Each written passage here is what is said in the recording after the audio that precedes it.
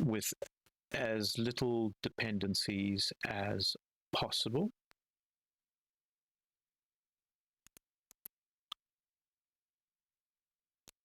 There we go. Hello.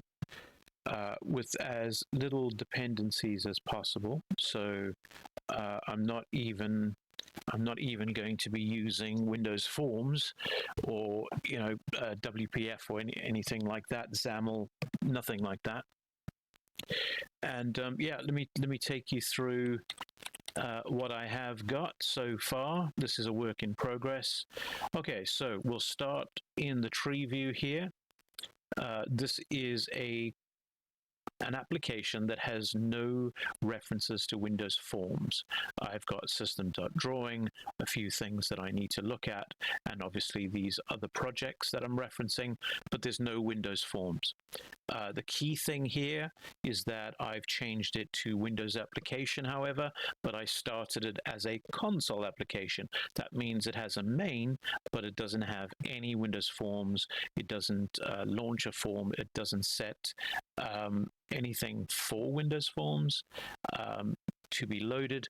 However, I did add the STA thread because I am going to be creating threads and Windows, just not Windows Forms. I'm going to be creating Win32 Windows, right? So let's go straight to that. There's a lot of other things to look at, but let's go straight to that first. What I've done is I've created a Win32 folder, and I've brought in externs from Win32 itself. Okay, so if you're not familiar with this, the best thing to do is to just, watch a video on Win32 APIs and get a little bit of familiarity with that. I will give you a quick rundown. This really, these are functions that are within the core Windows 32 API. You'll see user 32 DLL. There's also other calls that you might see into the kernel, but this is user 32, and this is where the real stuff happens, right? So create window is a call that you use to create an actual window, right? So if you're familiar with C# or any other Windows-based forms, they will obviously call create window X and manage this layer for you. I didn't want the venting. I didn't want the on paint and all the overrides that they do in Windows Forms. I've struggled with that before, and it's awkward. And to set up double buffering or something like that, I always feel like I'm fighting Windows Forms to make it do what I want it to do. If you follow the mentality of Windows Forms to the T, exactly how they have decided it should be, then no problem, right? But in this case, I chose not to do that. So let me give you an indication of how this actually works using Win32 API. So this is my overlay window. This is the window that will show over the game. And I need to control the X and Y, width and height myself. Nobody else is going to do it. I've got title and visible, visible, true or false, that sort of thing. This is a very reduced version of what a Windows form would be, right? I'm not going to that level, obviously. What I am doing is I'm registering a Windows class, and here I'm just calling it overlay window. And I'm setting it up, my Win class extended. I'm setting this up with a Windows procedure. This is for Windows events. I'm setting up my cursor, my icon, and so on. And I registered that as a class. And then I create my layered window. And very importantly, I set it to X layered and topmost. And pop-up's not that important for this, but in terms of layered, this is really, really important in order to get transparency. And what I'll do is I'll launch this. I'll first tell you what it's going to do. In program file, I'm going to get the icon, which is inside of a resource file that I have, creates a system tray icon. I'm then going to hand over to the game. So if it finds ACC loaded, it will hand over, in other words, set foreground window for the game. And then it will load the first basic widget that I have, Rev76 widget. And this is purely inheriting from overlay window, the one that I showed you, which creates the window, the class, and then the window using Win32 API. And I've designed a very simple overrides method here. I've got on render, but soon to come, also graphics deployed, graphics setup, and this will be used for when creating brushes or other things, and then destroying those brushes again. Okay, so at the moment, it's going to be calling on render, and here I'm purely getting that icon, converting it to bitmap. There is no transparency, I can remove that. And then draw the image on the window. Okay, so when you say draw the object or the image, in this case, on the window, what we're effectively really saying, let me show you how that works briefly, is initialize graphics. This is just the way that Windows works. I have to create a DC, a device context, using the handle, which is the Windows unique reference handle. Every Windows machine has this. I will give you a sneak preview. Sneak preview. Just wait, it's going to pop up. It's going to pop up. And then I'll show you. There's a little app called Spy++, and here it is. Okay, just to show you like how this really works. So if I go and find a window, let's find Visual Studio, then what will happen is it will find the window caption, Rev76 solution. There's the window handle. There's the window procedure. It says, obviously, that's not going to hook you into anything. It's got the size of the window and the client rectangle, very important. And if you go through, you'll see it's got the styles, WS styles, caption, visible, and so on. This here, if I bring this window across, make that a little bit smaller, and then grow it here for you so you can see it. This little tool shows you all the windows. There's the desktop window. Everything. It's not called Windows for nothing.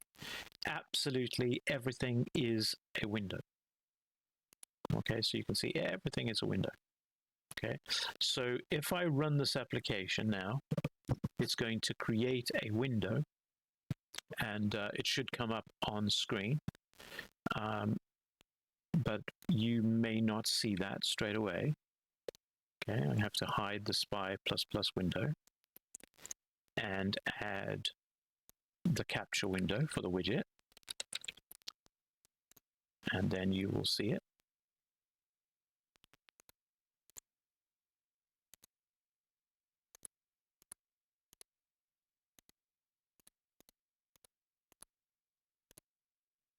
Okay, there's the window.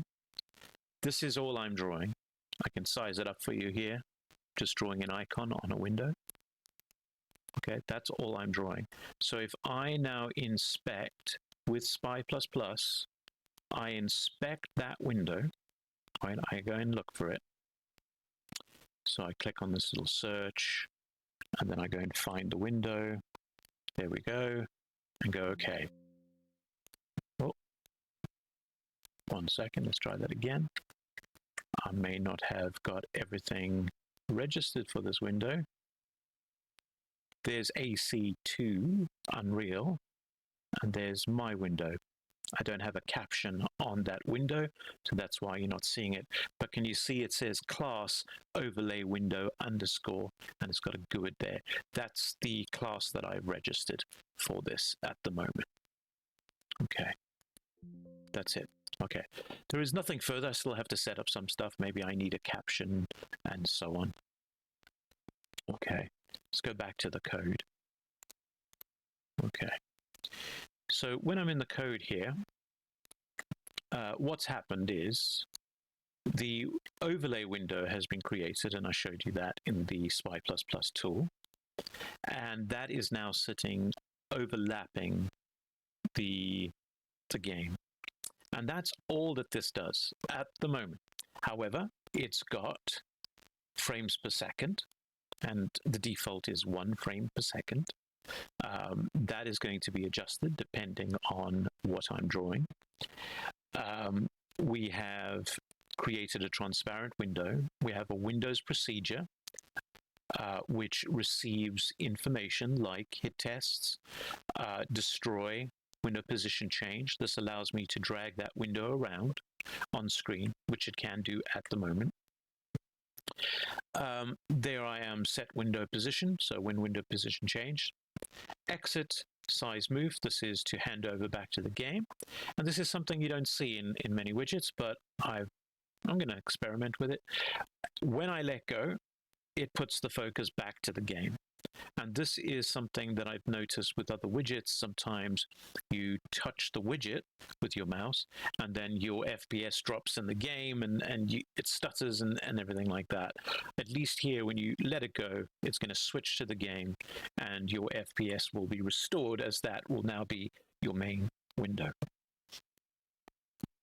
Okay, so let's lastly just look at how this is structured in the code. Yeah, so if you want to join in on this project, a few videos like this will be made, and then you'll be able to see and help out because you'll know more about it. Let's have a look at that window over there. Let me just grow that so you can see it. Okay, so we've got a few projects in here. The Rev76 main launching. This is the main function. We've got resource file, we've got an icon, we've got the program CS in there. We've got core, which at the moment I've got some trace listeners. That's it for the moment. And I'm writing out a file, so I can get a log file here. Let me show you. That's the log file at the moment. Very simple, just some tracing, writing out some messages. And this is going to be very important as I hook into the game data, review the game data, see the game data. Is it the right data? Let me write it to a log file. Let me read it out. Let me see what's going on. So that's going to be quite important to see. Okay. I've also got the models, which this is where all the app data is going to come from.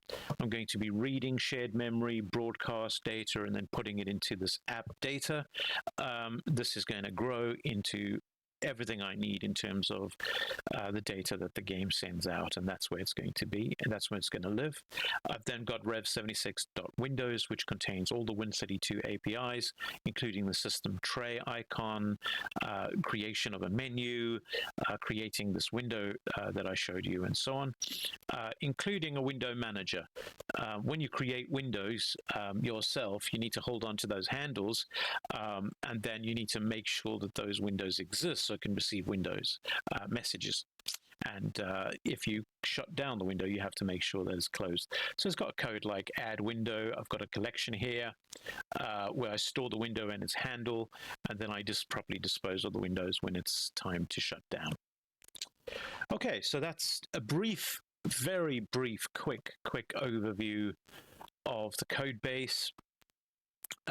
You can find this Rev76 on GitHub. I will make that available. I've also got Rev76 Patreon. I'll make that available. Links are actually in my Twitch. You could see it. You can see it there. And yeah, I hope you enjoy. And come back for more. We'll get deeper and deeper into the code, and of course, deeper and deeper into what it's actually going to do, which is the widgets itself. And I will see you tomorrow. I'm driving in the Phoenix Sim Sport, the final race of season 12 at Mount Panorama. I'll be using my widgets, the tire overlay and the purple sector time overlay. I'll be using that tomorrow, so please come along. Thanks for watching.